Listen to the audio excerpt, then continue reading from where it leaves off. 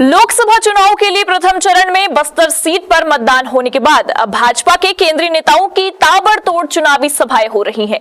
4 दिन में भाजपा के 4 शीर्ष नेताओं की 10 सभाएं हैं।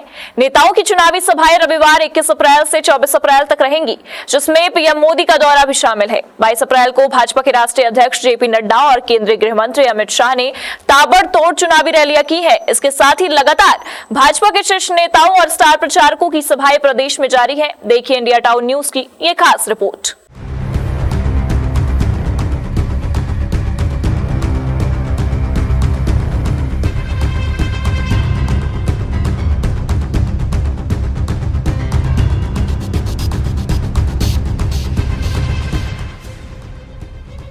गृह मंत्री अमित शाह से लेकर राष्ट्रीय अध्यक्ष जेपी नड्डा और रक्षा मंत्री राजनाथ सिंह से लेकर सीएम योगी तक प्रदेश के दौरे पर आ रहे हैं।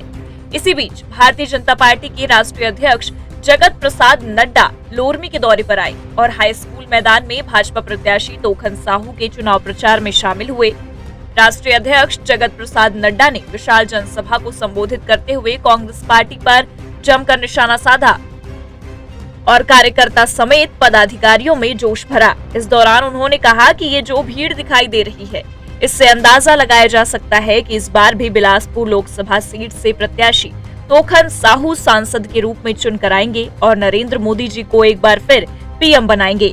और वोट बैंक की राजनीति का काम ये कांग्रेस पार्टी किया करती थी, लेकिन मोदी जी ने भारत की राजनीति की परिभाषा, भारत की राजनीति का चाल ढाल, भारत की राजनीति का कार्य करने का तौर तरीका, ये सब बदल डाला। अब मोदी जी के नेतृत्व में सबका साथ, सबका विकास, सबका विश्वास, सबका प्रयास।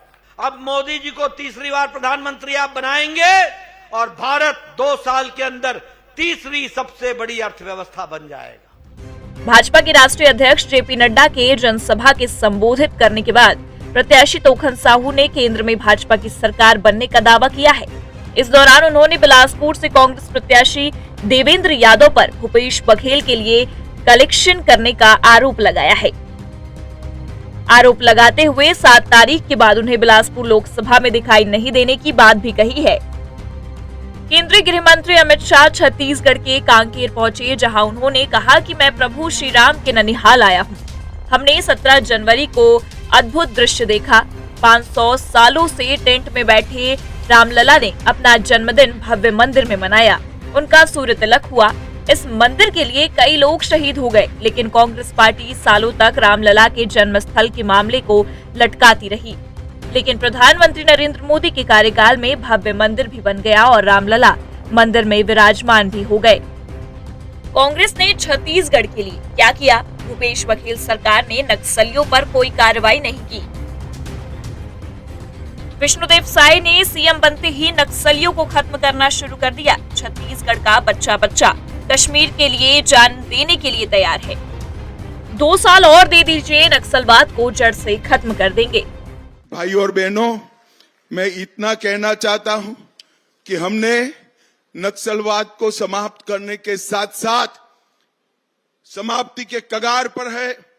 इसके साथ साथ छत्तीसगढ़ के विकास के लिए भी ढेर सारा काम किया है। जब तक नक्सलवाद है, आदिवासी क्षेत्र में शांति नहीं हो सकती, रोड नहीं बन सकता, बिजली नहीं पहुंच सकती, गैस नहीं पहुंच सकती, शिक्षा नहीं पहुंच सकती, नौकरी नहीं पहुंच सकती, खाना नहीं पहुंच सकता, इलाज नहीं पहुंच सकता।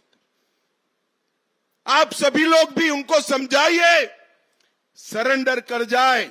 न करे तो आप चिंता मत करना, हम 2 ही साल में छत्तीसगढ़ की भूमि से नक्सलवाद को उखाड़ कर फेंक देंगे और विकास की गंगा प्रवाहित करने का काम करेंगे। प्रधानमंत्री नरेंद्र मोदी ने मंगलवार को छत्तीसगढ़ के जांजगीर चांपा के बाद धमतरी में चुनावी सभा को संबोधित किया। इस दौरान उन्होंने कांग्रेस पर जोरदार हमले किए। उन्होंने कहा, कांग्रेस ने अब तक एक बड़ा खेल शुरू कर दिया है। पहले कर्नाटक से कांग्रेस सांसद ने कहा कि दक्षिण भारत को अलग देश घोषित कर देंगे। अब गोवा में कांग्रेस के उम्मीदवार कह रहे हैं कि गोवा पर देश का संविधान लागू नहीं होता है।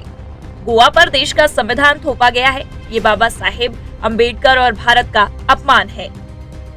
पहले कर्नाटका से कांग्रेस के सांसद ने कहा कि दक्षिण भारत को अलग देश घोषित कर देंगे। अब कांग्रेस के गोवा के उम्मीदवार कह रहे हैं कि गोवा पर भारत का संविधान लागू नहीं होता। वो साफ साफ कह रहे हैं कि गोवा पर देश का संविधान थोपा गया और उन्होंने ये बातें कांग्रेस के साहबजादे को बताई है। ये बाबा साहब आंबेडकर का अपमान है कि नहीं है? ये बाबा साहब आंबेडकर का अपमान है कि नहीं है?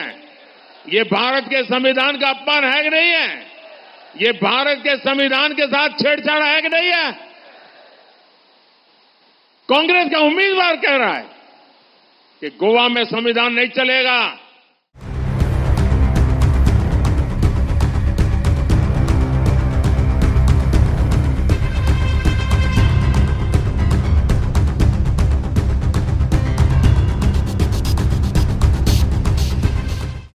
जांजगीर चांपा में रैली को संबोधित करने के दौरान पीएम मोदी का ध्यान एक लड़की की ओर गया, जो मोदी मोदी का नारा लगाती हजारों की भीड़ के बीच उनकी एक तस्वीर लहरा रही थी।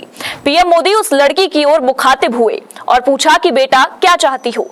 भाजपा ने छत्तीसगढ़ में 9-11 का लक्ष्य तेज कर दिया है, चुनावी अभियान को गति दे दी है। राज्य की कुल 11 संसदीय सीटों में से 9 पर भाजपा का कब्जा है, जबकि कांग्रेस के खाते में 2 सीटें हैं। भाजपा ने कांग्रेस के कब्जे वाली दोनों सीटों पर अपने प्रत्याशियों को विजयश्री दिलाने की रणनीति पर काम करना शुरू कर दिया है। लोरमी से उमेश दिवाकर, कांग्रेस से विजेंद्र पांडे और प्रकाश के साथ जांजगीर चांपा से श्रद्धा सिंह की ये खास रिपोर्ट।